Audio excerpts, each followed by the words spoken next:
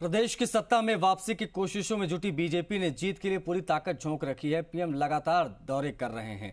अब मैदान में पार्टी के चाणक्य कहे जाने वाले अमित शाह ने कमान संभाली है। पार्टी अध्यक्ष जेपी नड्डा और अमित शाह का हर मोर्चे पर रणनीति को धार देने की कवायद। पार्टी की चुनावी तैयारियों से लेकर मौजूदा सरकार को घेरने तक हर मसले पर मंथन चल रहा है ताकि जीत की फुल प्रूफ रणनीति तैयार हो पाए।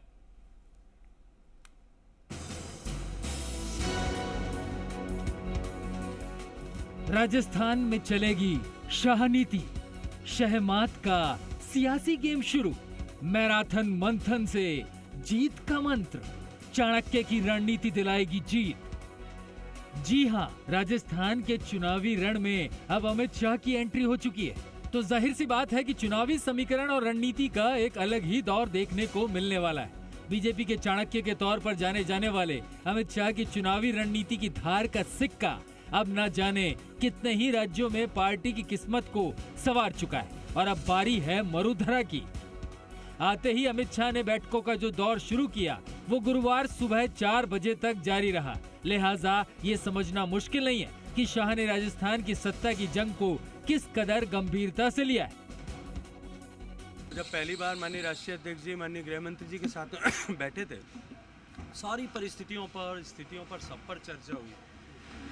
अलग अलग क्षेत्रों पर भी चर्चा हुई है, इश्यूज पर भी चर्चा हुई है, चुनाव का किस तरह के समीकरण बनेंगे उस पर भी चर्चा हुई है। मैराथन बैठक के जरिए पार्टी की चुनावी योजना को धार देने की पूरी नीति पर मंथन हुआ।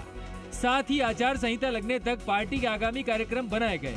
वहीं सूत्रों की माने तो इस बैठक के दौरान ही पहली सूची के नामों पर आखिरी मोहर लग गई है। इंतजार बस घोषणा का है। माना जा रहा है कि मध्य प्रदेश की तर्ज पर यहाँ भी सांसदों और केंद्रीय मंत्रियों को मैदान में उतारा जा सकता है। कुल मिलाकर पूरी चर्चा के केंद्र में यही रहा कि कैसे मौजूदा सरकार को कुर्सी से उतारकर दोबारा सत्ता पर काबिज हुआ जाए। लिहाजा मौजूदा कांग्रेस सरकार को घेरने के चक्रव्यूह पर खूब माथापच्ची हुई।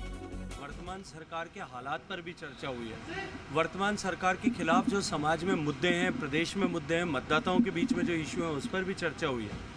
ये सरकार सबसे भ्रष्टाचारी सरकार है, उसके भ्रष्टाचार के विषय पर भी बहुत विस्तार से चर्चा हुई है।